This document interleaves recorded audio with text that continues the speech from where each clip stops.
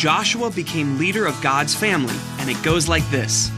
Remember how God rescued his family when they were stuck as slaves in Egypt? He made a path right through the middle of the Red Sea. He showed them where to go with a pillar of fire at night and a cloud during the day. He gave them water from rocks and sent food like rain every morning. Best of all, he promised to bring them to an amazing new home called Canaan. All they had to do was trust him. But sometimes people have a hard time believing God will take care of them. So for a whole year, God's family worried and complained. They felt like they'd never get to the promised home where they would be safe and comfortable. And even though God was taking care of them every day, they kept worrying that he'd stop.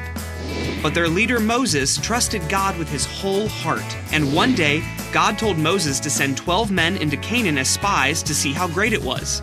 So Moses did. And one of those 12 men was Moses' helper, Joshua. He trusted God too.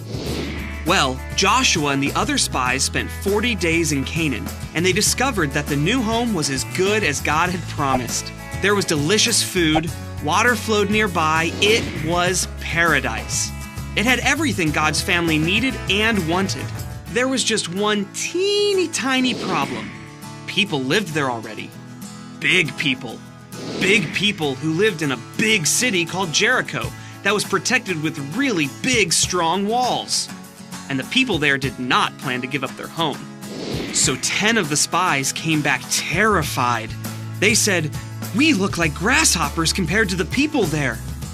When the rest of God's family heard that, they got scared too. They didn't want to go to the promised land anymore. But Joshua knew that no problem is too big for God. He and another spy named Caleb argued, "If the Lord wants to give it to us, he will." After all, God had shown his family how powerful he was.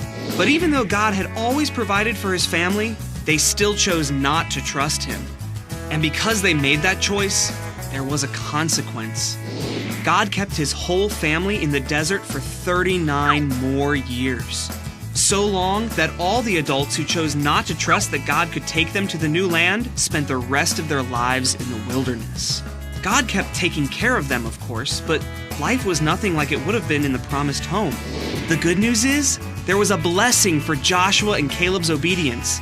They did live long enough to get to Canaan. See, God always keeps his promises. So eventually, he took his family into the promised land, and God chose a new leader to take them there, a guy who would trust him with his whole heart like Moses had. Yep, Joshua. And that's the story of when Joshua became the leader of God's family. So in case you missed it, here's the quick version. God took care of his family. He promised them a new home. They had to trust him. 12 spies visited Canaan. People already lived there. Joshua and Caleb trusted God. Most of God's family got scared. God's family stayed in the desert. God kept his promise. Joshua got ready to lead God's family into the promised land.